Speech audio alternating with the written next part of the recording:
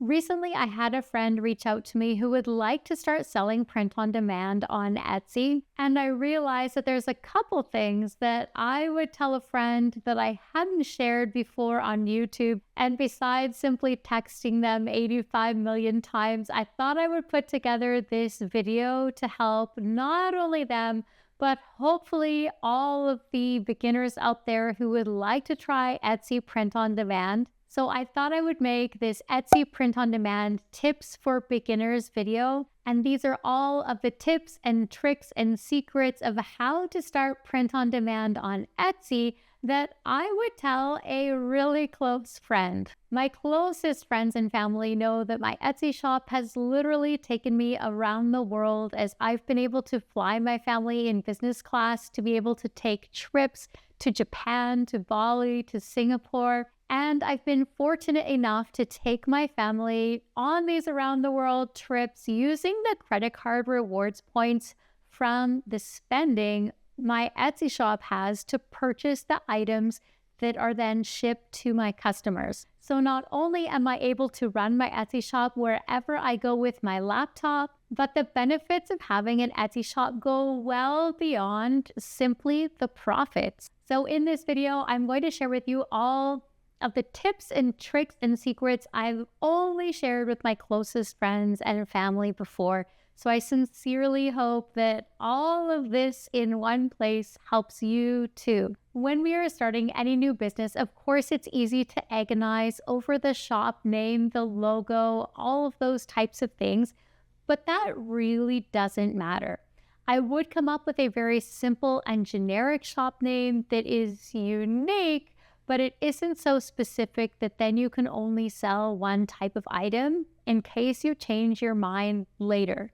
So come up with a shop name and then sign up to create and open your Etsy shop through a link that gets you 40 free Etsy shop listings. This will help you to start your Etsy shop truly for free because when you add an item or what's called a listing on Etsy, you pay 20 US cents for each item that you add, and then when that item is sold again. So if you have 40 free listings to start, then you can essentially add 40 items and that's at no cost to you. Once you do open your Etsy shop, I would let it sit and just sleep for a couple days.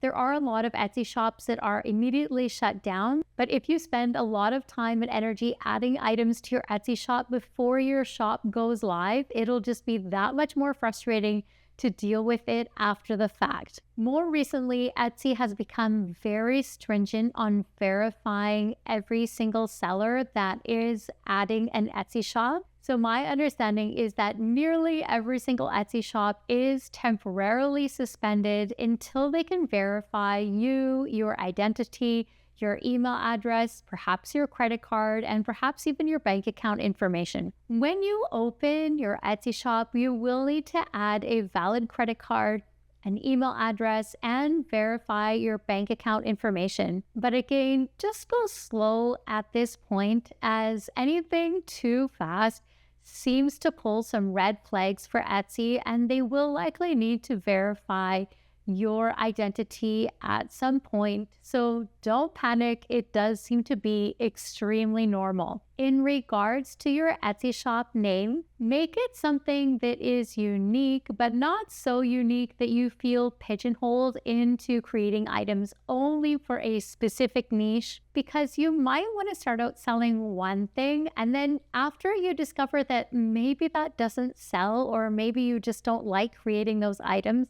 you might want to switch it to something else later, so give yourself some room to grow. Besides the potential complications and logistics of opening your Etsy shop for the very first time, the most common question I receive from Etsy print-on-demand beginners is where I get the photos for my shop. I'm frequently asked if I hire models or who has taken these photos. And while there are many different ways that you can get photos for your Etsy shop, including purchasing the items, there are so many different ways that you can get photos for the listings in your Etsy shop, that the best place I've found is simply purchasing mock-up photos of the exact item that I want to sell on Etsy directly. There has been a lot of discussion in online forums and YouTube videos about this recently, but I would recommend that you find a mock-up seller that is selling a photo of the actual item itself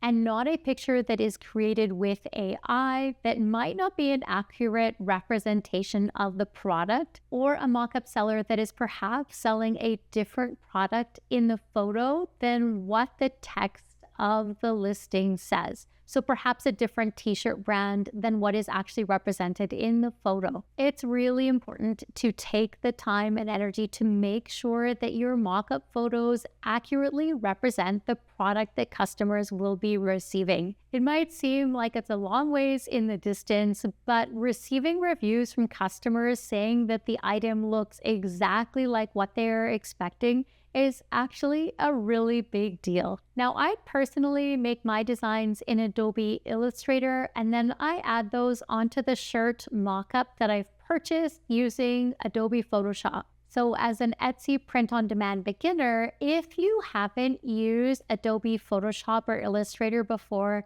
I would recommend using Canva, and I would simply experiment with creating simple text designs that don't include any extra elements, just to start to get a feel for how you will put the graphics onto the shirts. Now, if you are completely new to print on demand in general, just know that you don't actually have to have any of the items that you are selling floating around in your office or your garage or your basement. You design the items and you upload the design, and then someone else somewhere else then prints and ships the item on your behalf. You pay the supplier for that item, and then you receive the funds from Etsy after Etsy has taken their fees and has processed the payment from the customer. As a beginner, back in the day, I started a Shopify store using Printful, but then I since transitioned to selling almost exclusively on Etsy, and I use suppliers that are found on Printify.com. For Etsy print-on-demand beginners, Printify is crucial to your success because in general, the suppliers ship the items extremely quickly, and I've also found that their customer service is fantastic. Customer service matters because items will go missing in shipping, items will break, items will have errors in the printing process. But if the process is streamlined from your supplier, then it's very easy for you to learn and to deal with these types of customer service issues that will inevitably arise. In general, I use the supplier Spoke Custom on Printify for mugs and towels, and I use the supplier Monster Digital for nearly everything else.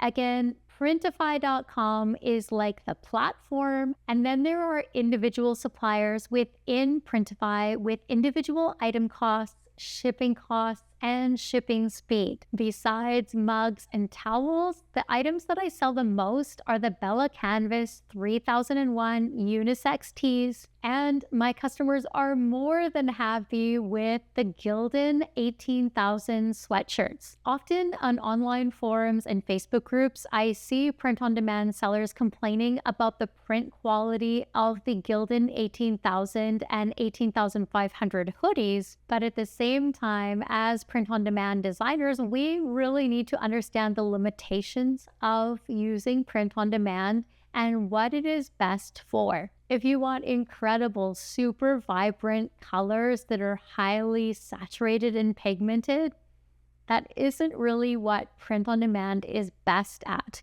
If you want to create more of a retro or a vintage style, that's what's going to look best for print-on-demand, especially on sweatshirts. So again, my main supplier is Monster Digital, and I mostly sell the Gildan sweatshirts. So for all of my friends out there who are just beginning to sell on Etsy with print on demand, I would recommend designing and ordering a couple of different items so you can see how the quality is and what colors might work and what types of designs look the best. While you might just be starting out with print on demand, you need to already start looking ahead and thinking about how you're going to differentiate yourself from other Etsy shops. And because, as you might discover, like myself, that selling one item at a time doesn't really create an enormous impact financially, there generally tends to be more of an impact if you sell more expensive and unique items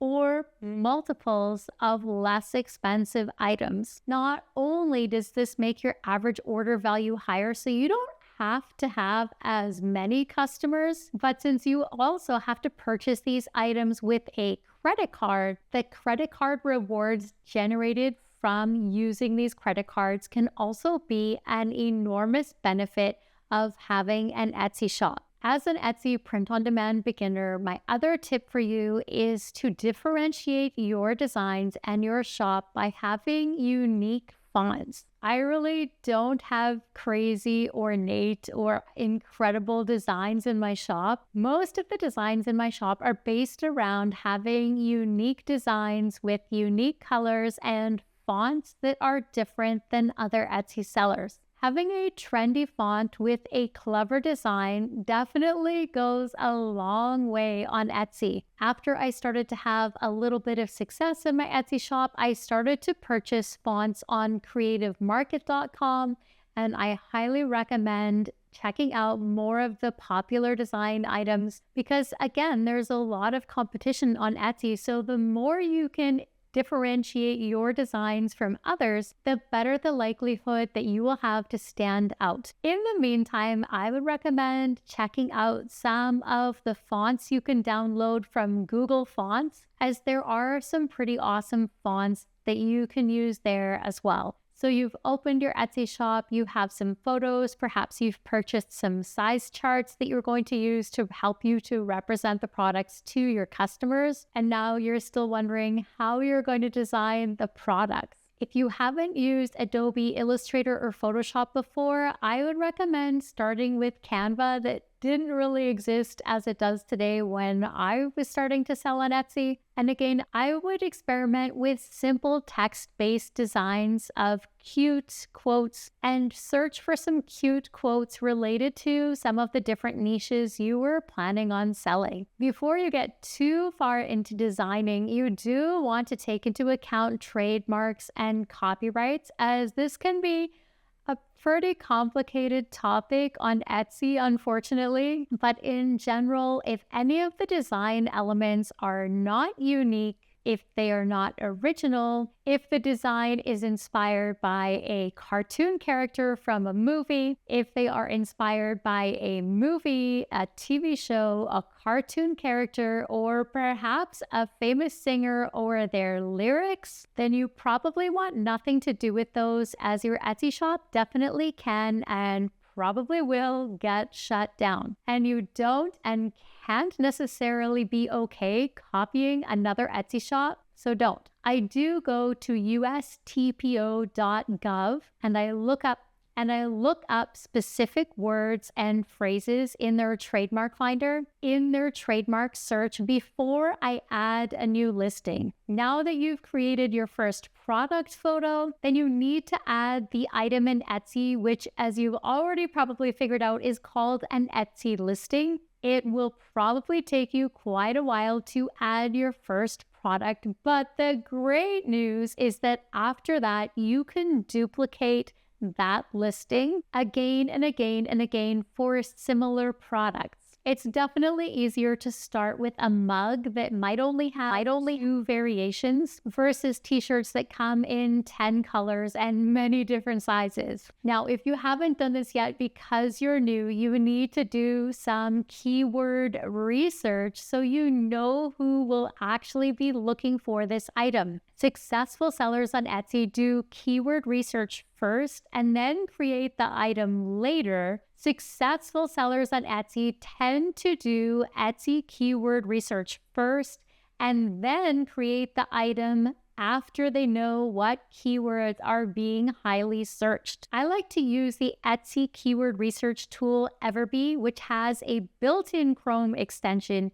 which saves me oodles and oodles of time. And the reason is I can quickly look on other Etsy sellers' listings to see which tags they are using, how many people are searching for those specific keywords, and how much competition there already is for those keywords. I will then either write down or copy and paste those specific keyword tags into a document, and then I create my Etsy listing title with some combination of those Etsy listing tags. The most important words in your Etsy listing title are the first 3 to 4 words, but the order of your Etsy listing tags doesn't matter at all. You will and can see shops that have great success that have terrible titles and terrible tags, but the shops that you see with that are likely getting their shoppers or their shop traffic from elsewhere. Like maybe the shop owner has a YouTube channel with millions of subscribers that they are then sending to purchase from their Etsy shop. In general, the most important thing about your Etsy listing is the photo and the design of that specific item in the photo. This wouldn't be a complete list of Etsy print-on-demand tips for beginners if I didn't talk about your pricing strategy. When you're starting out, just don't overcomplicate this, but don't lose money. I would take the basic cost of the item, add shipping, and then double it. I don't do free shipping because I prefer to encourage customers to purchase multiple items, which I can do by giving them free shipping if they do purchase multiple items. And after you've done all of those things, then you want to literally rinse and repeat by adding extra Etsy listings and go as quick as you can to get to 10 or 100 listings, and then start to go back and add in other things like your shop banner, tweaking the other photos that you might have, writing your About Me section.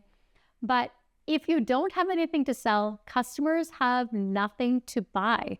So get those initial products there and then go back and start to tweak and fill out the rest of your shop. As you're waiting for those customers to come in, you can start to learn more about how to use Etsy ads, using discounts to your advantage, and even taking the time to look at how you might improve the products that you already have, or figuring out what your next strategy is of additional items that you want to add. In general, don't overcomplicate things and keep learning and keep striving to make your Etsy shop better every single day. As always, I wish you all the very best of luck and success in building your Etsy shop for today, tomorrow, and for well into the future. See you later, superstar.